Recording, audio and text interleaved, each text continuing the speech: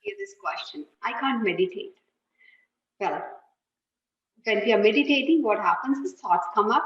We go into deep thinking, in fact, right? So, this is my suggestion, having gone through that. After deep thinking, sets in silence. Let that a source of thinking get exhausted.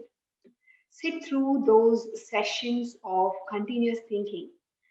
I'm telling you, it is so satisfying to lead a deep thinker's life, to leave that noise in head, to leave that fakeness of silence for freedom, right? And to leave that ego to not think.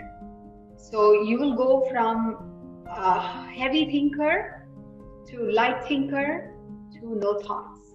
That will happen. Only thing is, we need some time.